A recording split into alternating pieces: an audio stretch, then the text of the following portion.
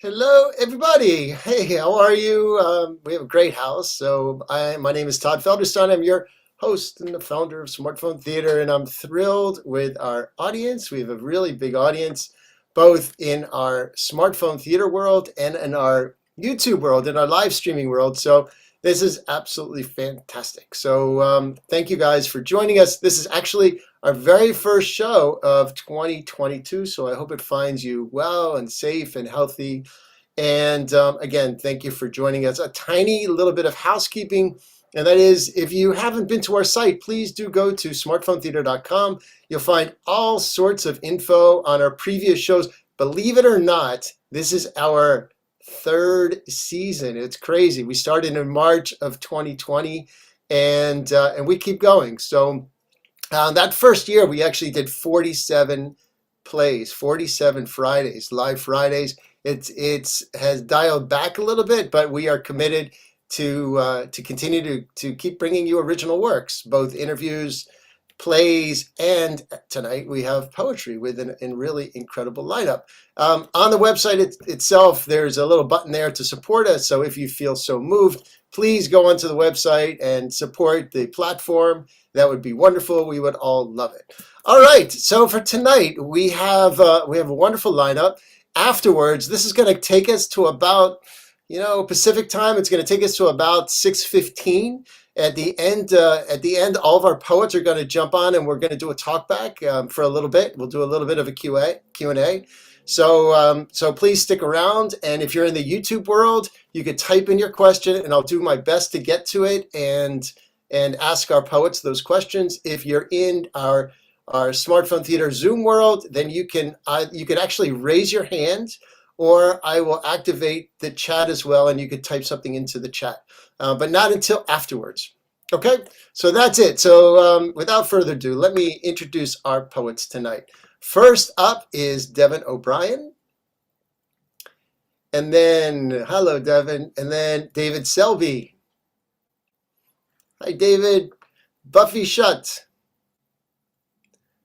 And hi, Buffy and Kevin Kelly. Hi, Kevin and Leslie Jones.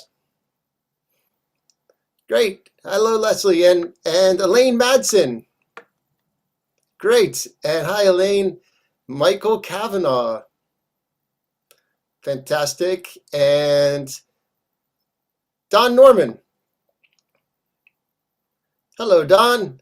And Hannah Logan. Fantastic. Shirley Sniderman.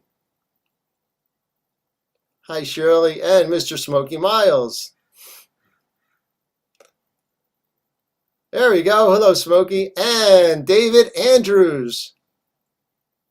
Fantastic. Hello, David. So I'm going to turn off my camera. You guys can still hear me. And we are going to start with Devin O'Brien. So Devin, you've unmuted yourself. We are going to spotlight you, and it's all yours. Thank you. Good evening. I'm going to be reading two poems. The first one is called, two recent poems. The first one is called Flying to Providence. Settling in 8F, I set my brain in the pages of an obligatory paperback. When outside, on the other side of my portal, a set of freshly minted clouds gambols by, catching my eye. I gasp and go, what would Walt, what would Gerald, what would Vincent intone, pen, or paint if each of them could have seen this holy field of whites and blues from above? I eschew the book and devote myself to some reverent gazing, to reading, discerning something from the cloudscape. The universe wants intimacy with us, you and me. Without us, what's the use? The glory goes unnoticed. While we shoot, swipe, click, binge, tweet, order and post, everything about us speaks and winks, glows and knows, waiting for us to be in on the joke, made hilarious, made delirious by beauty. Daddy, Daddy, says the child behind me in 9F. Daddy, look how high we are. We're above the clouds. I partake in her high over our height. Daddy says, no thing. He rejoins, Catherine, are you ready for your movie now? Time she settled in. Daddy says so. Catherine says no. Movie-less, off her med. Catherine squeals and shrieks, kicking and pushing my seat. Ada feels like a 6/4 massage chair at the car wash on the corner. I really don't care. Good girl, I think, to Catherine the disruptor. Never settle in. Keep your eyes ever on the real high. The second poem is called Self-Isolate. I wrote this in March of 2020.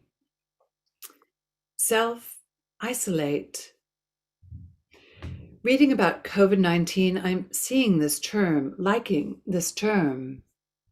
The idea, an invitation to get away, to resort to yourself. Check that out. To be forgetful of forests burning, children freezing, coral corroding, democracy's demise. Self-isolate. It has an allure, that's for sure. Imagine being entitled to be alone, given permission, no, mandated by the state, by circumstance, doctor's orders, a civic duty, no less, to get to be all alone. It's got some glamour. It's Greta-like. I want to be alone. I can relate. Self-isolate. That's the sentence? Sounds like a vacay. This evening, the aisles at the Rite Aid were empty, except for the ice cream addict, and he doesn't count. He comes in every night. The shelves were empty too, where once were wipes, rubbing alcohol, and the newly popular Purell. I'll double check on that. I'm pretty sure we're out, said the manager. He had ample time to tend to me. No one's about.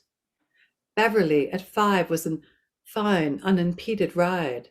There was no other customer at AT&T, only me. Until a woman came in wearing gloves, she asked through her mask, you have the 11 only in lavender and mint? When will you get it in the pink? We don't know. We haven't had a shipment from China for 2 weeks. Last night at Pavilions, I watched a manic checkout lady bag my groceries. It was near the end of her 10-hour shift. Still, she smiled and said, plastic or paper? I tried not to hate her as she fingered my bananas, my bottles of water, my box of vegan biscuits. What's the use, I thought, of all my hand washing? How can I possibly avoid touching or being touched? On the phone, my friend agreed. She would love to self-isolate. But in the end of our hour-long coronavirus conversation, she said this. Maybe we'll all find out. We need each other. Thank you. Wow.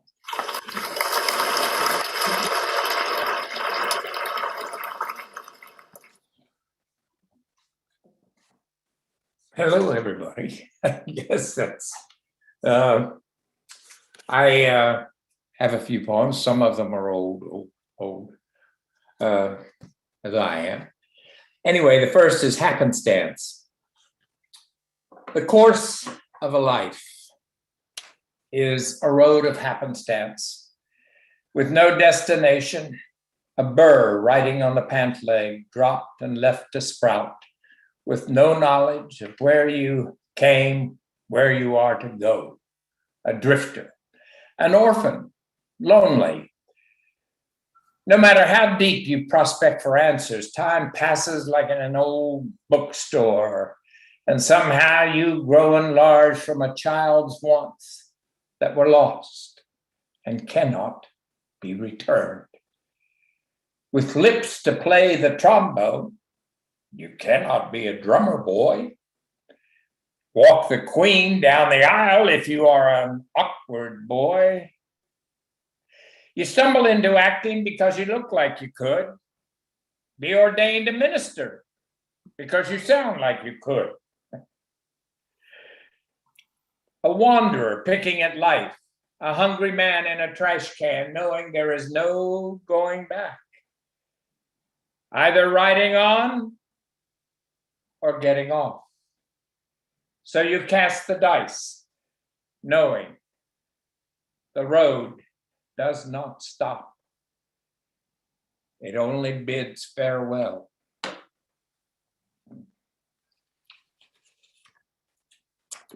This next is just a play thing called 30 Scatter.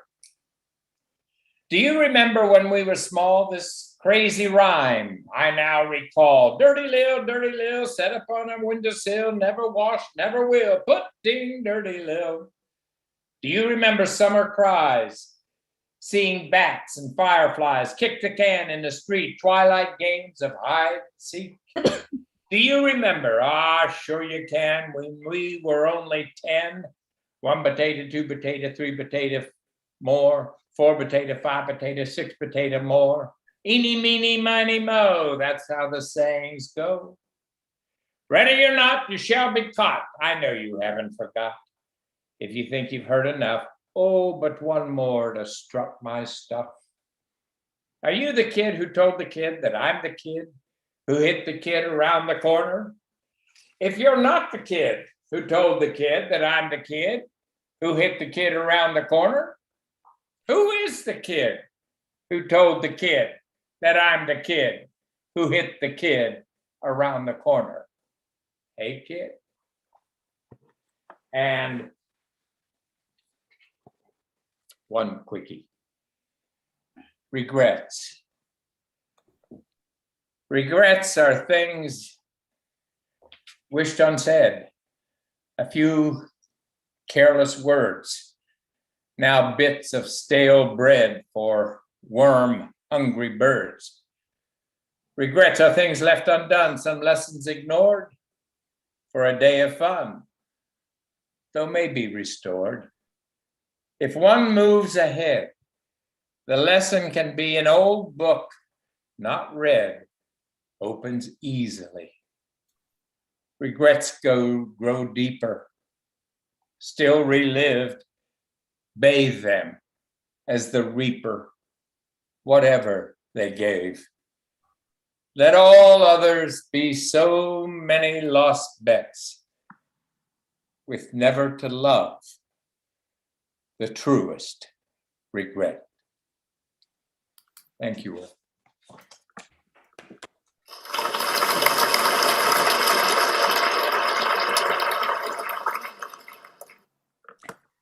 Good evening.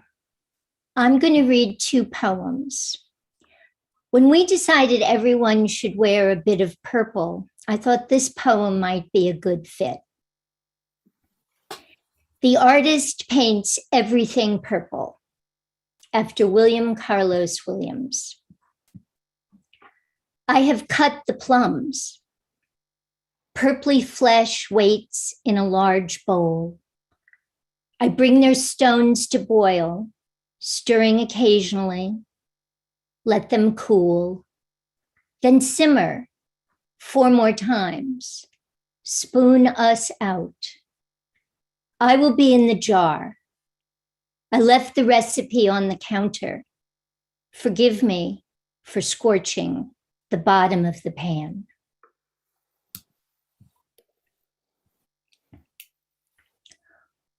All black t-shirts are not the same. A panther lives between 12 and 15 years. We circle each other. Wary of its memory, I will soak this t-shirt in bleach on Saturday. This t-shirt has a thin ribbon around the neck, almost fancy enough for a birthday or dinner party. Who does it think it's kidding? I can taste its frenzy.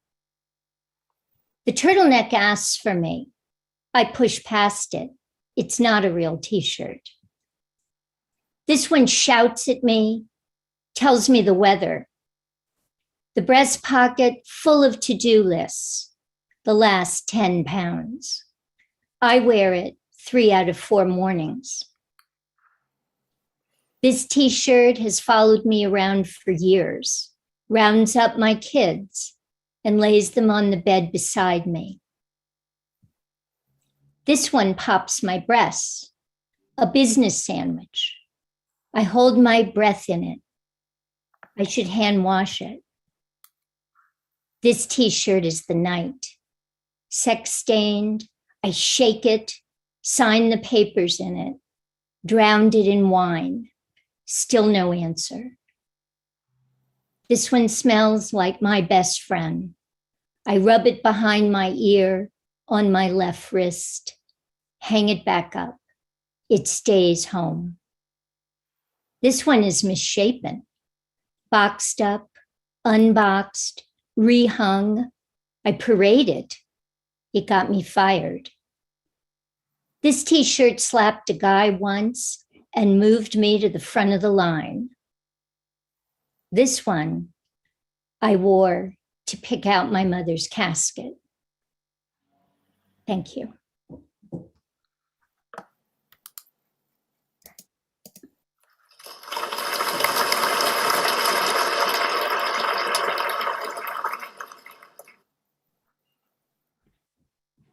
Kevin Kelly, Ode to the Pandemic, COVID or no COVID, here I come. We have arrived with nature to gather together as the social beings we are and the human beings we wish we were. Too human, perhaps we are, yes, too human for our own good. Acting out, it seems we can't help but tell scary stories now as scary stories come true and the scary movie plays and the scary story is the scary story. There is no place to hide, yet still we attempt to remove ourselves from each other until we are only a part of each other in that we are separate from each other.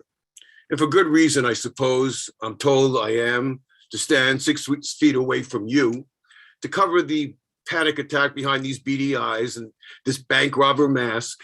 Like you, I am afraid again today after watching the news last night of getting it on the way to the job or the school, on the bus, or on the elevator, into the office, out of the office, turning my head as I pass by you, turning away from you as you notice me, turning away to stand on lines, grocery stand lines, store lines, invisible lines, words on a line. Afraid of the old friend and the neighbor who recognized my face in the crowd. I pretend not to know who lives even in my own house at the table saying grace and amen. Thank you, pass the bread. Sleeping sound in my bed, dreaming shadow dreams on the wall and blood assassins in the hall. Is there any way out of here to live and let live and practice the art of intercourse, thinking twice about having sex with my wife for fear of what's in the saliva of her kiss? She is, after all, no less dangerous, if not more so, than the 6 feet removed sidewalk lunatic stranger breaking my space and coughing in my face without covering his idiot mouth. Moron, criminal, murderer. Thou doth protest too much? I think not, Ophelia. We are not Mutt and Jeff, nor one and the same. We may share the same blood, the same birth, and the same vibration of love, life, and death. We may drive the same cars and watch the same screens, raising our kids the same way we raised them before when we were here, where we are now. Back then. Maybe all this is just a blip on the radar. I mean, I know and I believe that I am not separate then. I am part of. I am whole and perfect as I am from the beginning to the end, part of heaven, part of hell, and the earth where the angels have fallen again, and the spirits who left us have left us faith and foundation to inspire us to go on living to tell.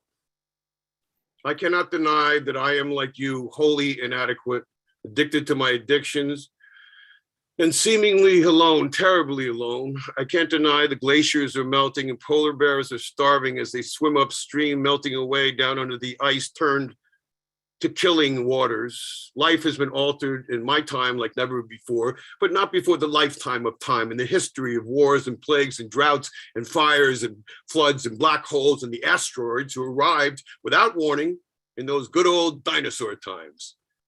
Maybe this is just a slip on the radar. Destiny has a mind of its own, and who am I to argue with the way of the world? And how many times has been drummed into your head that the only thing that's constant in life is change? And now, what am I supposed to do with that? What am I supposed to do now? And when am I supposed to do that then? When? We will find a way. COVID or no COVID, baby. Here I come. This is called Ode to the Working Man. It's the guy sitting there. It's the guy sitting there, Karen, in the coffee joints and the greasy spoons, under golden arches and bagel notches and highway diners all across this free country of ours. And let's not forget the Mexican kid who just stuck through the border to work our fields with bare hands and clean our tables and watch our kids grow up while we take time out to get ourselves a little piece of the pie. Yeah, it's the guy sitting there, Karen, you know, the ones that got older by working harder to keep up with the high cost of living. So one day, who knows, maybe one of the kids can go to college or something important like that. I mean, look at them. They all got the same face with the same funny hat on their heads, chomping down the breakfast specials. good little puppy dogs. Slurp, slurp, slurping. Eggs up, sunny side, over easy, scramble. Give me another cup of coffee, will ya? Where's the creamer? And put some goddamn butter on the goddamn toast, will ya? And I got my hands full of these guys, Karen. You know, the dumb ones, the statistics. The ones with the 4-letter vocabulary. Work. The ones that drill the holes, that punch the keys, that teach the children the ABCs.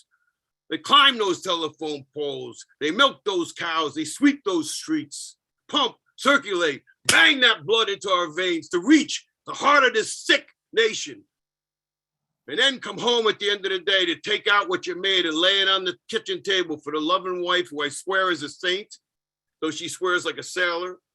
Give it to her to feed the family and love them too, as only she can do. Growling to themselves under their breath, these guys, they got thoughts in their head as they sit in the chair that soon will fall asleep in, thinking about feelings and, you know, love, romance, you know, a little sex once in a while with the good woman who puts up with me. You know, if I could just stay awake long enough to give her a good run for the money, as the crucifix shakes on the wall next to our wedding picture. Hold on to the banister, Mary, I say, I'm coming home. Yeah, these women with the red lipstick covering the blue lips, frozen stiff and rouge stuck like rocks on red cheeks that the wind pinches in the cold winter sidewalk. They slip and slide and walk their kids to school and back before and after the job to make sure they have a little snack and to do their homework and they finish their supper and help with the goddamn dishes. And, you know, when it's time, you know, make sure they get to bed and say their prayers so she can clean the clothes and maybe sit on the couch and, you know, sneak a little piece of chocolate as she watches a little late night TV. And these women are like sitting there into the night and the makeup still on their face. And she looks like a teenage girl eating popcorn in a movie theater, and the music is soft and the lights are low and, you know, the mirror is friendly. But when she wakes up in that couch, in those same clothes, the morning light don't hide those tired eyes and the nightmare in those tired eyes they think about. Here, there, everywhere. These are the people, Karen, that make this machine run. The ones at the bottom with the shit on their hands and the sweat on their brows, busting their butt week in and week out. Not them smiling politicians who won or lost their race. It's the guys that ask, did you vote? Yeah. Well, go vote again for the other guy this time. These are the guys that don't make this country great. These are the guys who deserve all the applause and all the prayers from our hearts. We the people, Karen. All the yous, all the me's. We the people. It's the guy sitting there, Karen. Thank you.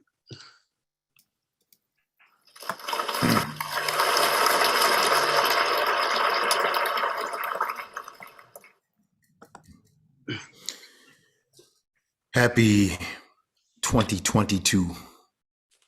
And I hope these words inspire. Time waits for no man, yet time belongs to no man. Time is a gift from God, so in essence, we're all living on borrowed time. What was born has to die, and the space between is measured as time. Time is a precious commodity, valued by those who see the God in every living thing. So listen, don't waste my time with timeless chitter chatter, spoken, unspoken, broken dreams that become shattered by being afraid to take a stand for you when it's you and your time that really matters. Now, I won't waste your time by spitting BS lyrical rhymes, infecting your mind, causing you to do some dumb shit in your spare time. And if at all time spared, I'll continue to love, show I care, give praise where praise is due, and acknowledge the God in you and the God in you and the God in you too. But spare is never my time. And no matter what society breeds, leads, or feeds, diluted will never be my mind. See, because I value God in time from day 1 to day 99, or whatever day my pendulum decides to stop swinging, or whatever day my clock doesn't chime. My life is priceless, and so is my time. And those who have an understanding of life will understand these lines, that time is precious, and precious is time. And a second is as valuable as an hour of time times infinity, times 1, times 2, times 3, times 4. And as time goes on, if I do more positive things with my time, I'll be lifted in conversation time after time after time, generation after generation. In good times and bad times and hard times and sad times, they'll recite my rhymes because my rhymes are timeless expressions of lessons learned over time, value priceless. And check this out. Quality is the time I took to write this. To ease minds and feed minds. The spiritual fruit from the spiritual vine of time called wisdom. And I call that piece tick-tock, tick-tock, tick-tock, wisdom. Tick-tock, tick-tock, tick-tock, wisdom. Tick-tock, tick-tock, tick-tock. Thank you.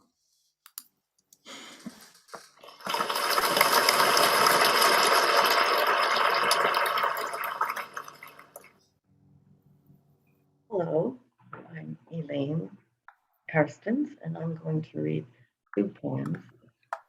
The first one is about book plates. The book plate, like haiku, has boundaries which impose upon the artist's moist intentions. A structure that condenses and reveals revelations that expanded space or syllable would clumsily obscure. Book plates play where the night decays and camels walk on the moon, investigating pageants pale pilgrims overlooked, while planting dry-dated winter lies in purpled afternoons. Inside the book plate's confines, atoms are retrieved and rearranged infinitely in finite new erections, resurrecting men made pregnant with death windows, which are worn as if they're only a morning's monogram, parading molten monarchs in epistles, epitaphs, unfurling burdened banners that ribbon into cherubs, crests, and children, molting yesterday's images to surprise someone today. The book plate's sun has rhythms, rhyming wired flowers, roaming geometry's arcade, where maidens fold stray vegetables of wizened marmalade, and the cherry orchard's portrait begs balloons at Shakespeare's place, then stops to play at horseshoes with envelopes of love, which flow in secret inner tubes, where reckless rockets spray fresh laughing gas on broken temple walls. The book plate is the signal of the simple and the stern, the plumber and philosopher, and wistful waiting fawns. Its lineage smells of cuneiform, of scrolls and temple bells, peeling metal centuries, bathed in printer's ink, inhaling etcher's acid, carving wooden blocks for books that filled the tyrant's torch by the hand of hooded monks who died 100 times a life. This one is about some of my favorite people and my favorite colors. It's called Crayola Can't Make These Colors. Sherry's an exquisite lemon light, golden bright dream. She's dragon dreamed wishes and tiger skin platinum, set in a gem of satin wine themes. She's a dancer of fire ice peaches that burst open flooded with music. She grew for the crucible life spilled in her way. Michael is magic hour's purple night blue. He's a silver-edged feather flight, sun green festoon. He's a luminous lark with a scarlet streaked brow that's sewn with a star from the Pleiades bow, where it's growing new stars for their Michael to throw. Virginia is volatile violet, golden champagne, an amethyst fragrance with which willowed will. She's a crystal of violet-hued lavender eyes, dancing upon a dandelion song.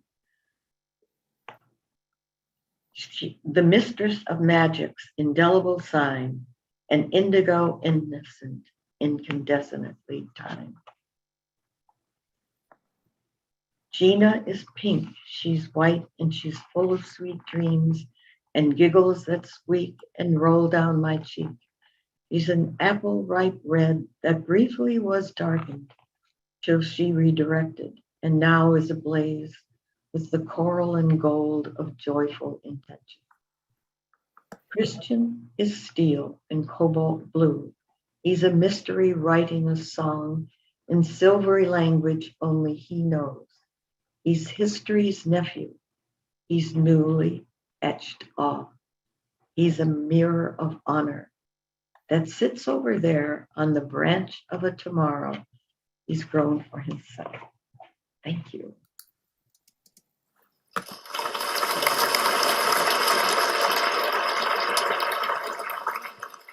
Hello, I'm Michael Cavanaugh.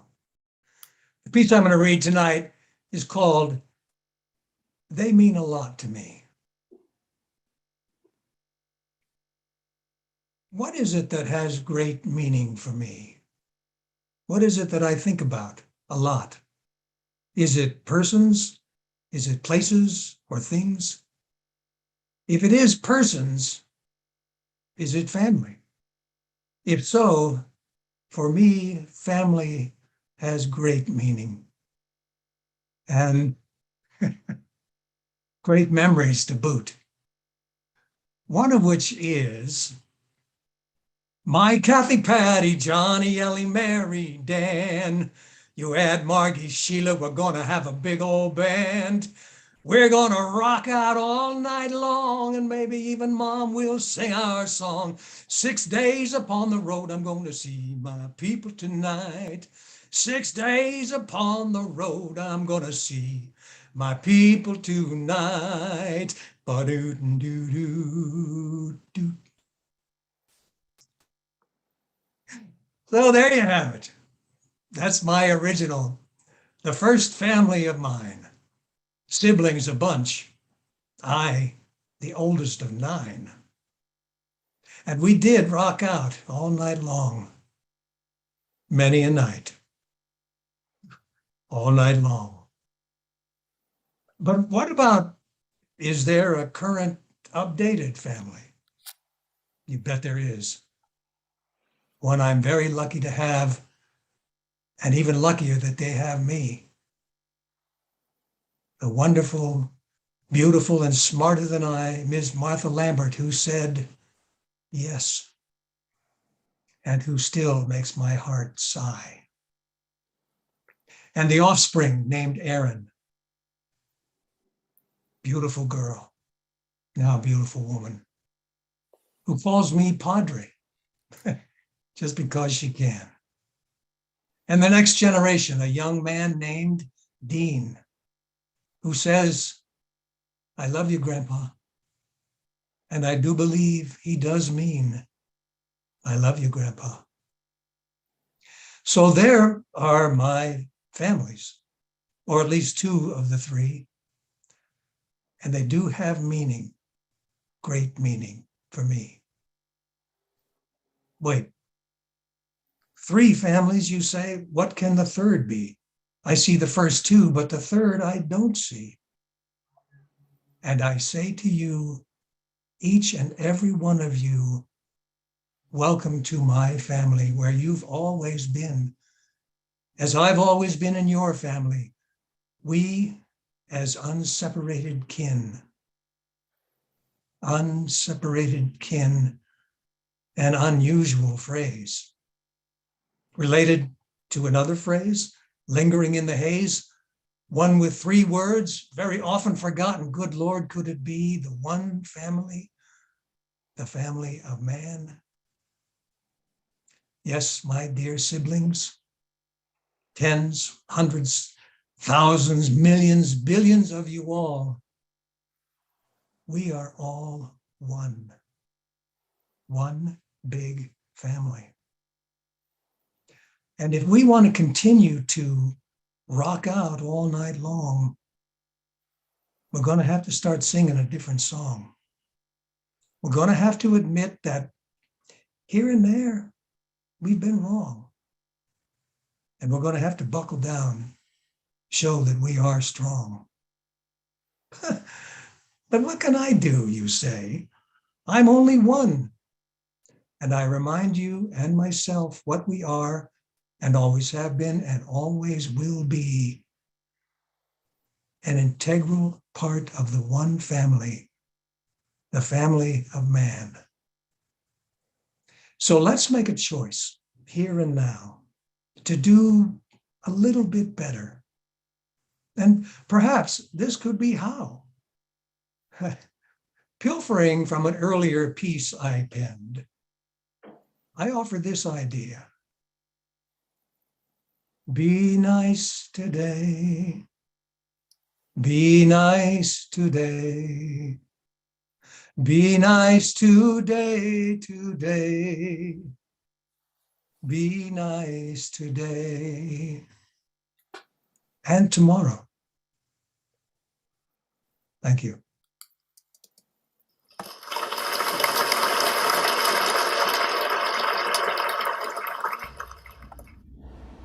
Hello. I have 2 poems tonight. The first one is called Gravity is a Circle.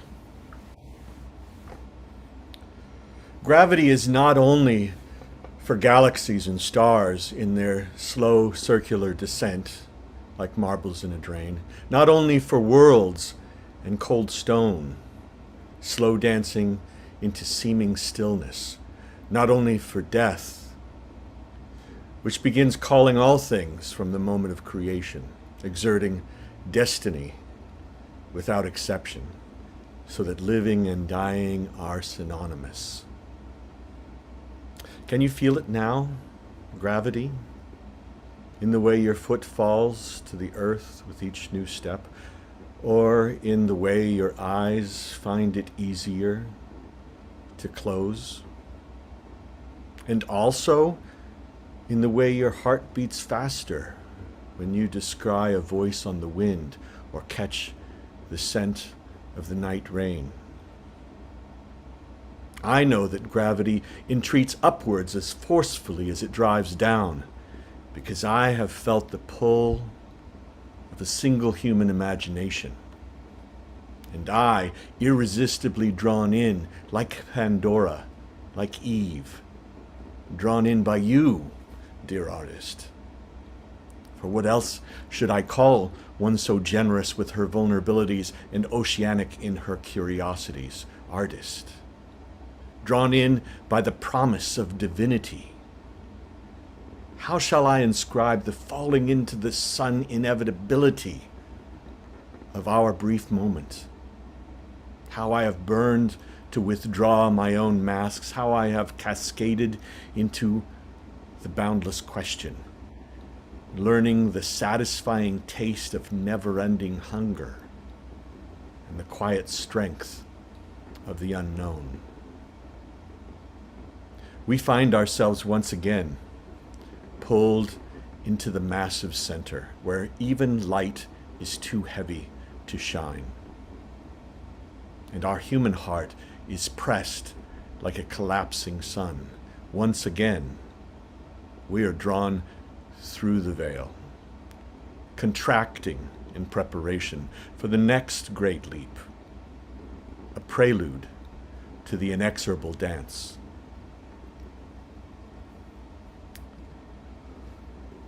And this is called articulation.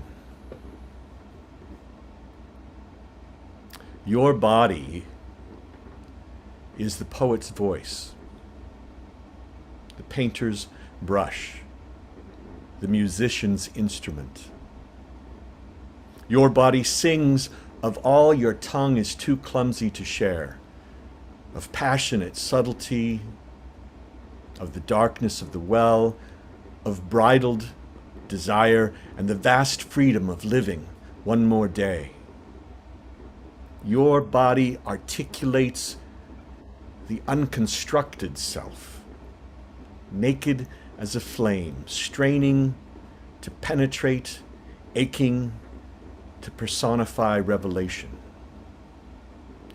Your body is your voice and is never silent, not even in death, which is, to begin with, your initiation into the insatiable chorus. Thank you.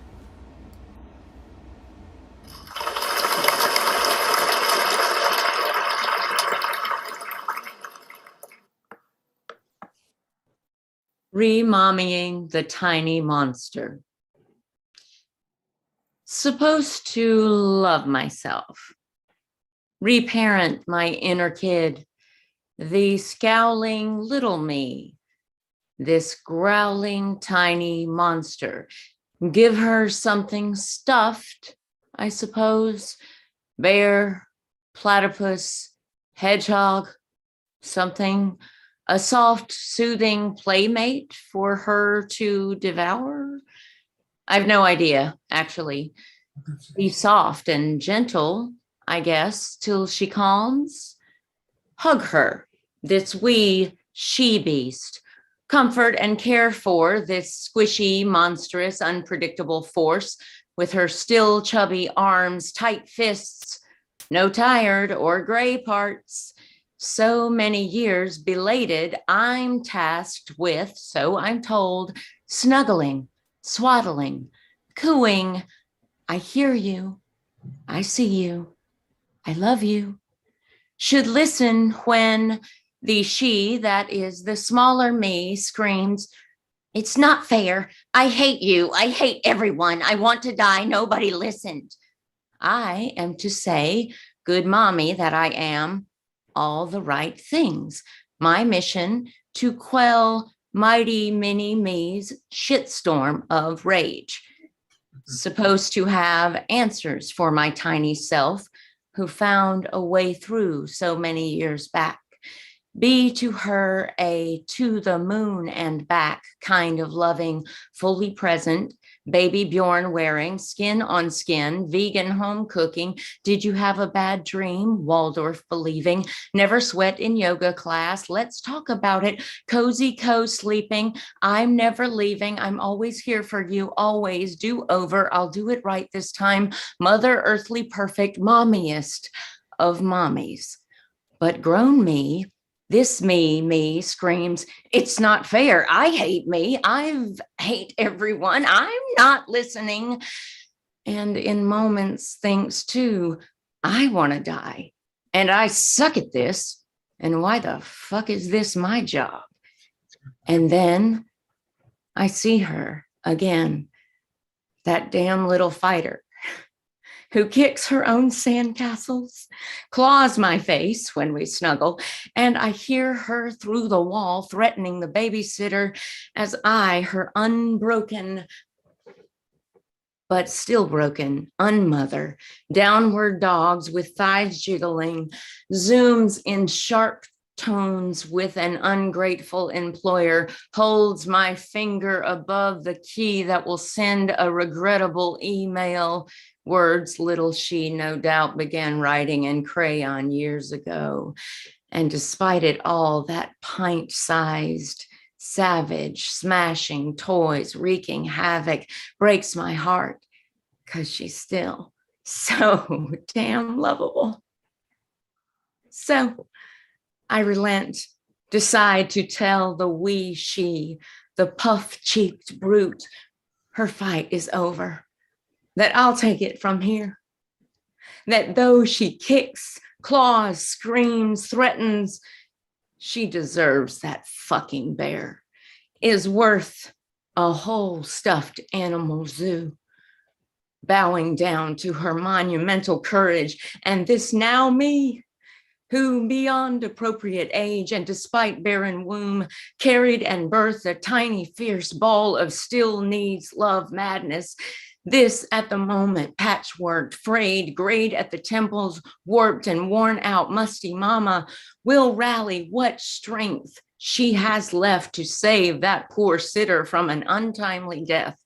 Then I'll put baby beast me on my lap, and as she squirms, pulls my hair and tells me I'm too old, too fat, too late, don't smell like a mommy, that I'm stupid for trying. I'll Google, what do good mommies do? Even though she's a bit of a brat, and I'm still not a big fan of children. This is dedicated to all those still raising their own inner kids. I hear you. I see you. I love you. Thank you.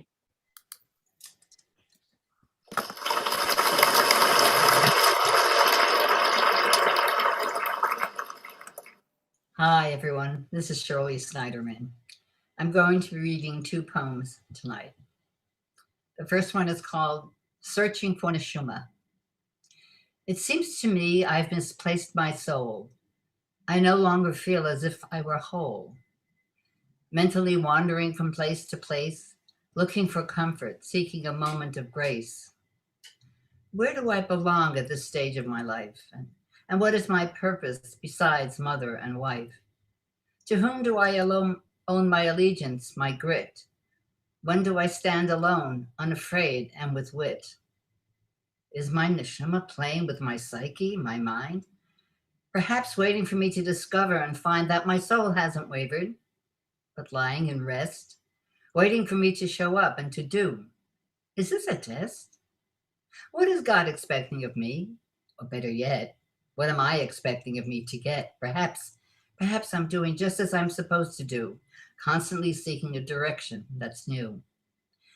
Maybe not new, but reunited with the old. Maybe not old, but a constant to be told. The paths are still there, perhaps ignored through the years. The paths have been covered with confusion and fears. Return to the beginning, to where you first knew what the sages had taught you, just what you should do. From them you learned and then you grew. Return to the beginning and become the new you.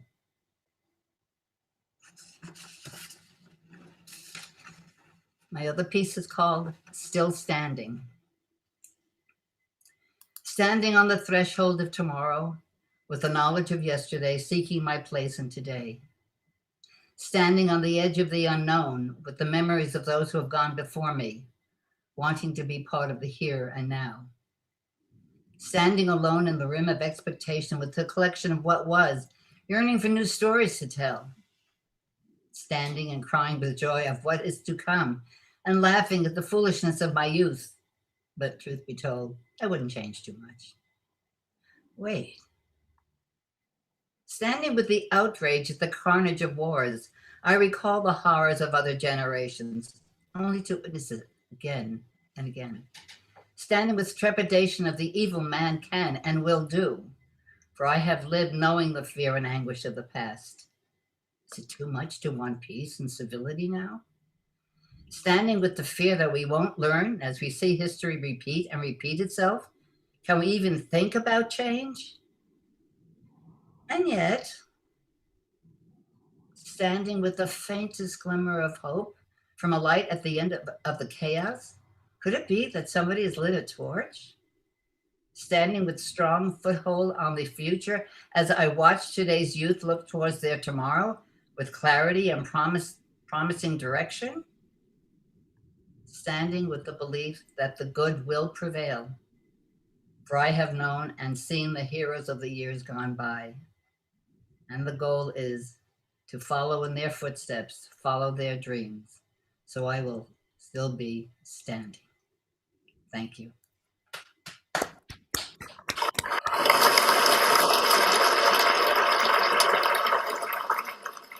Hi, I'm Smokey Miles, and this is something I wrote quite a while ago before I became mature, which hasn't happened yet, actually. It's a bawdy ballad in kind of a Hebraic mood, inspired by Barry White, sexual healing and all that. It's called Bupkis. The definition of Bupkis means absolutely nothing, worthless. It's from the Yiddish, short for kozabupkis, which means goat droppings, from the word bub or bob, which means bean. I've got a little bronchitis, so please excuse me. Anyway, here it is. Moses said to Miriam, "Won't you give me a kiss?" Miriam said to Moses, "You ain't getting bupkis." And she just sat there, passionate as a rock. Said Mo, "God commanded in the Bible to multiply the flock." Miriam shot back at him, "Go and stuff it in your sock." Now, is this any way for us to start off and relate? She said, "I don't care. I won't give it up just because we're on J-date." Now, Moses was perplexed. He wanted some kind of action. After all, he was a man, and that would bring him satisfaction. He even thought she might like it too, and he told her that as well. But Miriam just about spit at him and shouted, "Go to hell!" So he went to see a rabbi, a psychologist of sorts, and the rabbi said to Moses, "Why don't you engage Miriam in sports?" So they played tennis and basketball and a bit of origami, but he still could not persuade her to play hide the salami. Weeks went by, and months, and then slowly turned to years. Moses fell in a funk, drank Manischewitz, Slivovitz, and beers. His friends said, "Let her go. She's as cold as a frozen fish." But Moses knew deep down in his soul she had the sweetest knish. So he took her out dancing, and he took her out to dinner. He always paid the tab. He wanted her to think of him as a winner. Oh, she stripped his wallet bare as he attempted to amuse her. It seems she didn't even care. She told her friends all he wanted was to use her. Moses had a soft spot deep within his heart. A hopeless romantic he was, while she ripped his guts apart. He always thought the day would come when she would realize he was the perfect man for her, but she wouldn't even look into his eyes. He got sad, no, real forlorn, and yet he kept on trying. No kiss, she said, bub kiss for you, and he felt his soul was dying. Oh, Miriam, he said one day, will you marry me? She said, I don't know you well enough. How could I possibly agree? So Moses dragged his shoulders. He felt colder, but saw her point. And then he thought, what if we just went somewhere and lit up a joint? Oh, I will never do that, said Miriam. That's a crime. Moses said, even Bill Clinton said he tried it at one time. That might be true, said Miriam, with no ifs, ands, or buts. But then look just what he did with that Lewinsky slut. Well, pot didn't work or alcohol, so he rented porno DVDs. That still did not move Miriam, so he got down on his knees. Oh, please, I'm begging you, he said. Won't you give me a little love? My nether parts are turning blue, said Miriam. You men can never get enough. No, I really mean it, darling dear. I pray for it. I swear we'll do it just this once, and after that we'll quit. Okay, she said, ho-hum, then close her eyes and let him in. And when it was all done, she said, not bad. Let's try again.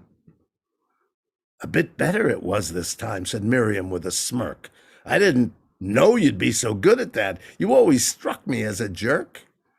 I think I still don't like you, but I surely like your dingle. It helps me out. I want to twist and shout, and it makes my insides tingle. Now, Moses was her love slave each morning, noon, and night. He didn't have time to wash or shave. She snapped her fingers. What an appetite! And Moses felt more like a zombie each day by 1:45, wishing for his mommy to crawl back inside her womb. But Miriam was a changed woman, now all satisfied with bliss. And to think at first she gave her Moses no more than plain bupkis. Thank you too much.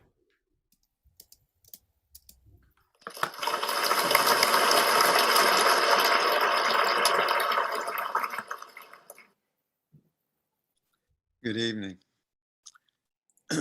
Lost and found.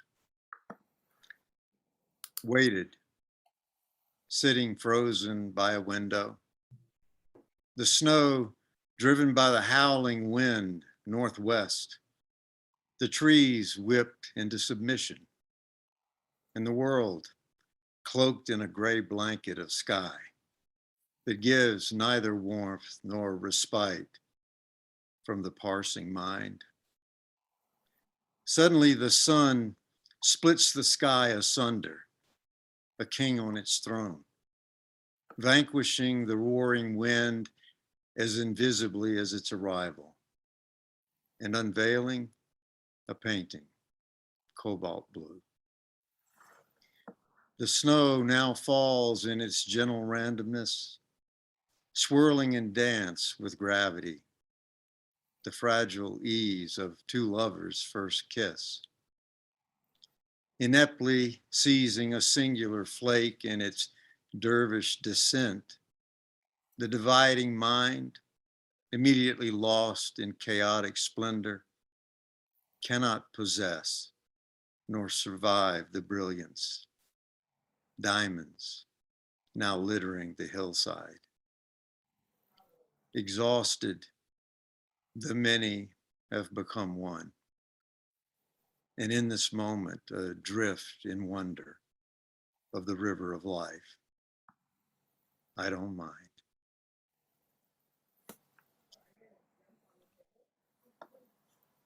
The road.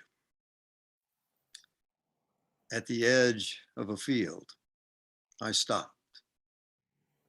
I listened in the silence. I looked into the empty space and I waited.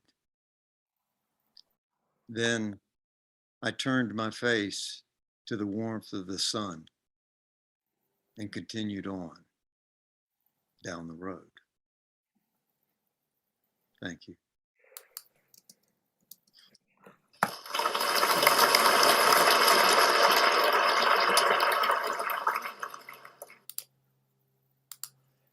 So thank you all. This is wonderful. I'm going to bring everybody back on. Let's see here. I'm going to remove. Everybody's just going to come on at once. So this is. So here we go. Let's go. One big gallery. We've got our whole group. So thank you guys all so much. This was a wonderful, wonderful evening. Your work was fantastic. I'm going to open it up to the house. If anybody has any questions, we can go for another 10 minutes or so. And so you guys are welcome to just raise your hands, any of the attendees. We can also, we had a great audience on YouTube, and which I'm thrilled by. So anybody who wants to ask a question, to say hello, type it in on YouTube. We had somebody raise their hand on, I have a fly. Someone raised their hand, so don't be shy. Let's see here. Alan Blumenfeld. Alan, come on in. You're activated. Just unmute yourself. And Hi, yeah, Catherine and I here watching. It's just glorious. It's so nice to have a venue for poets to read their work. It's so rare and it's just so lovely. Special shout out, of course, to Buffy Shutt and Michael Cavanaugh. It's just so great to see you. I find the poems really moving, and it's just nice of you to have a venue for this. Because Todd, because it's rare. Thank you, Alan. It's been such a pleasure from the beginning. Since you bring this up, I honestly didn't know a lot about poetry, and it was an opportunity that everybody here that you see on screen has run with, and I enjoy it a lot, and obviously our audience does as well. So thank you for that, Alan. Stuart Zully. Stuart, you're on. Hey, this was fantastic, really. I got to hand it to Todd, just as Alan just said. It's just a wonderful opportunity for these poets to connect and to share their work, which was so inspiring. The rhythms and everything was just terrific. I just wanted to put a question out to everyone, which was, where do you get an opportunity to do this other than here, or do you? I know some of you, like, some of the poems were from years back, and I wonder if you've done readings in coffee houses. I know now it's been difficult, of course, with COVID, but where do you get the opportunity to show your work and speak? Because it really is exciting to see the connection that you all have to what inspires you to write about, whether it's clothing or the family of man or one thing or another. Everybody is just so inspiring because they make it work. They make it work. So that's just a question for all of our poets tonight. So you guys can certainly chime in. I'm Shirley. Thank you, Steve. Thank you, Stuart. Yeah, I wanted to say one of the best things that's come out of COVID is Zoom. And I am on many, many different Zoom programs, and I've had the opportunity to read my poems to many of my friends and colleagues. And it's been inspirational for me, and makes me want to continue writing poetry. Great. I have never been a poet. I've never written poetry until Todd started this get together here last year. I think the first time we did it was February 14th. Wasn't that the first one we did, Todd? Maybe. We may have been at Valentine's Day, may have been our first. Yeah, but it's unique. He sends out a prompt a few weeks ahead, and I always go, oh man, I don't have a clue. But somehow or other it comes out, and it's just, I've been having a ball with it. So thank you, Todd, and all of the colleagues here. Man, oh man, what a great night this was. It really was. So thank you. Beautiful work. Thank you all. Yeah, I just wanted to say, Todd, my name's David. I thank all of you. It was very moving. Look, it was just to be a little part, and what a treat it was to get to hear everybody. So thank you. Thank you. It's such an honor to have you, David, and your work. Oh, it's such a pleasure. Well, this is the only place that I have read my verses, and I'm just so grateful to be able to be heard, but in such good company. It's just so touching. Every single person has said something that touched me. I just feel really lucky to have been part of it. Oh, Elaine, yes, you're wonderful. It was beautiful.